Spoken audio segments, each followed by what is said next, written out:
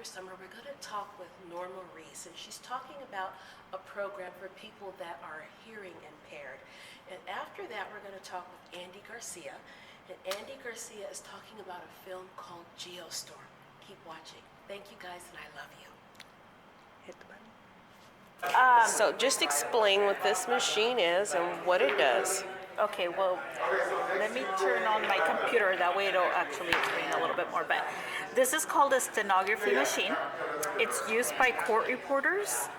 And what it is that we're able to write the written word and be able to, I'm trying to find a different setting here. Hold on a second.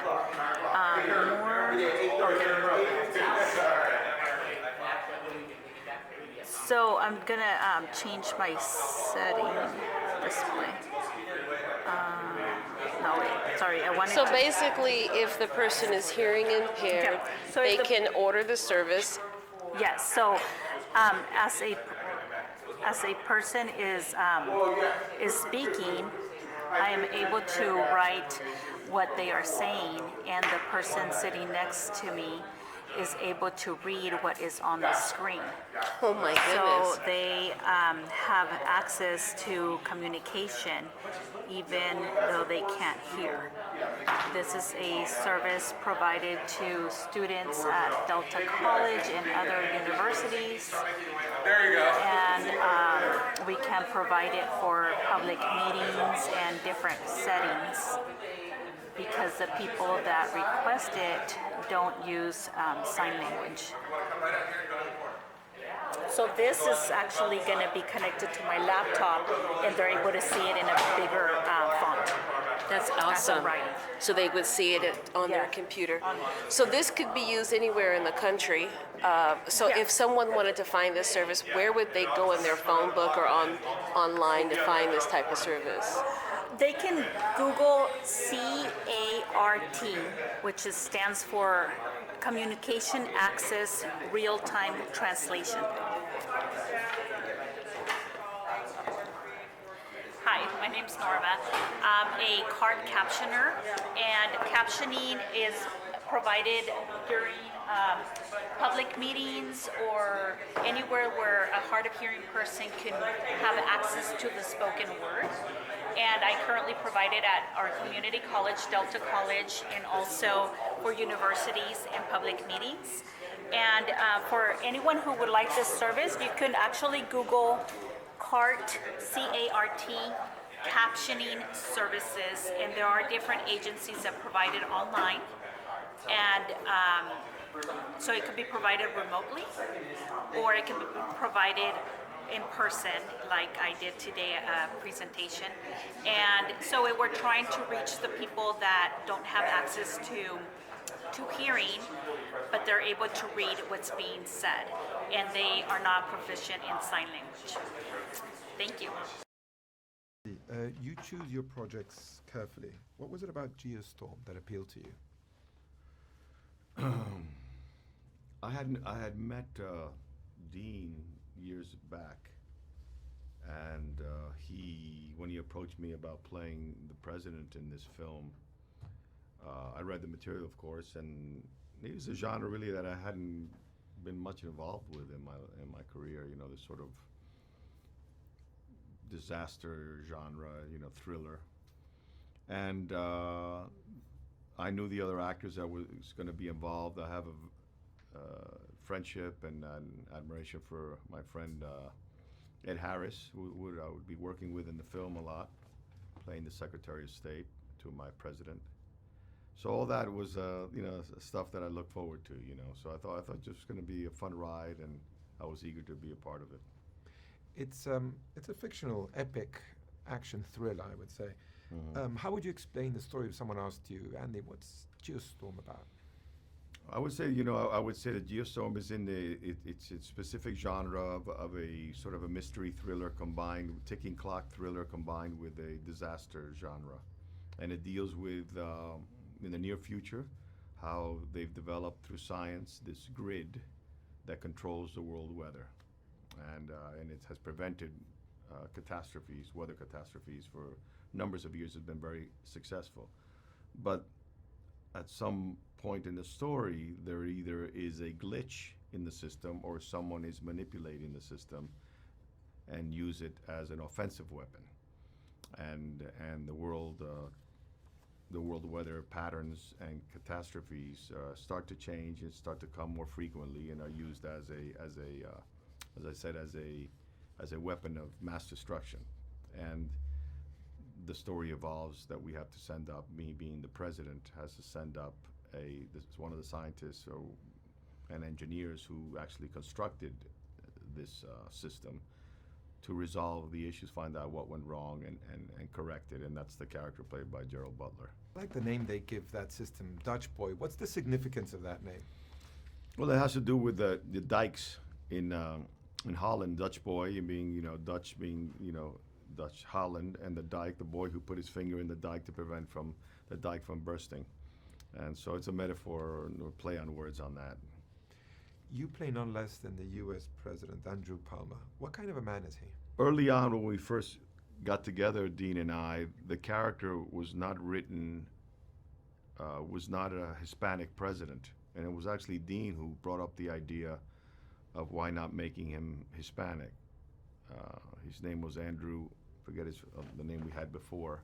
And I thought I thought that in the time period that this movie would take place, that by then America would have a Hispanic president.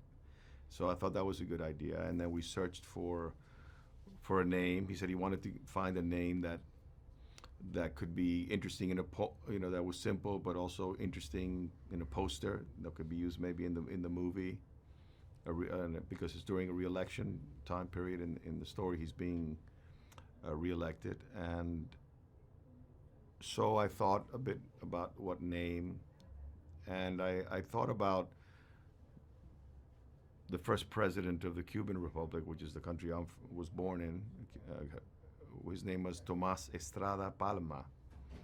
So I said to him, "What about Palma, which means palm?" And he loved the sound of it, and that's what we went for. That's how we came up to the name. But he's a man, obviously very accomplished and popular in his presidency, and in charge of Dutch Boy, and it's responsible, even though it's an international system that all the countries contribute to. It's under the control and the leadership of America, and therefore my character. So the issues with that, with the glitches or the potential manipulation of that system, directly involves the president, my character, and the question is he responsible for the glitches? Is he the one manipulating it or not? That's for the audience to discover. It must be a fascinating character to play. I'm wondering what you did to prepare it. Well, you always have to lose yourself, sort of like live truthfully within these imaginary circumstances. So first you have to accept yourself as the president.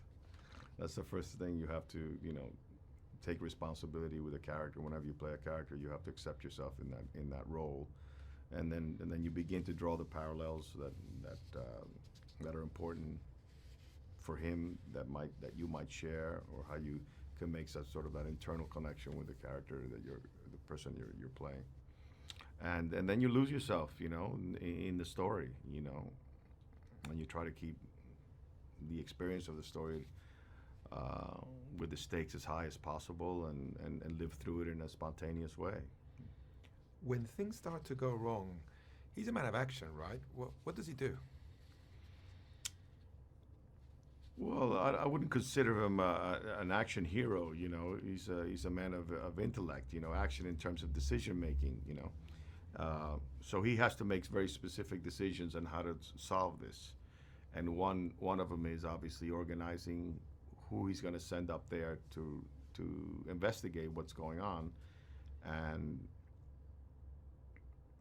through the suggestion. And one thing about a president, I think, that or anybody in a leadership position, is you have to open yourself up and be open to good ideas, and having a great team of people around you that you can access good ideas, and ultimately you have to make the final call, but you should be open to receiving those ideas, because sometimes the solution not comes from within you, but comes from the guy at the end of the table.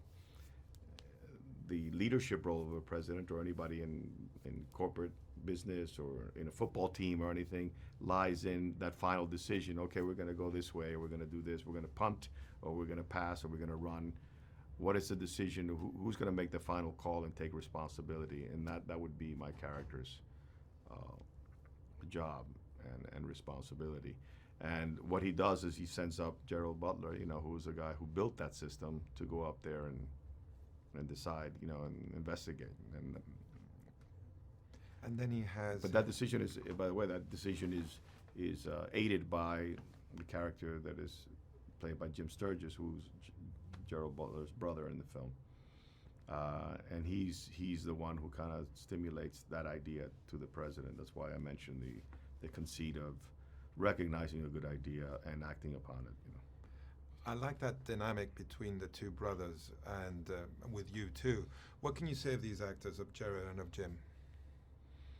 Well, it's not an accident that Gerald is starring in this movie, and Jim is one of the principal characters in it. There's a reason why they're there, and they're chosen to be there because they're very talented people, very smart, dynamic in the way you enjoy their performances. For me personally, I worked more in the movie with Jim than with Gerald, but we shared moments together, and from actor to actor, they were a joy to be with. Very generous and very committed. Sort of like all in to the story and not judging it, but jumping into the story and living it to its fullest. So it was a very positive experience, and like most times when you work in a film, there's a bond that you develop. It's almost like going to war and you've been in a foxhole with somebody, and there's a certain camaraderie or trust that we share as actors, that we know we're looking after one another, and that creates a certain lasting friendship, even if you don't see the other actor for quite some time. Like I just saw them here, that I went to say hi to all of them. I hadn't seen them in years. There's an innate connection that you make in the process of making a movie or being in a play. Those kind of bonds last for a lifetime, really, most of the time.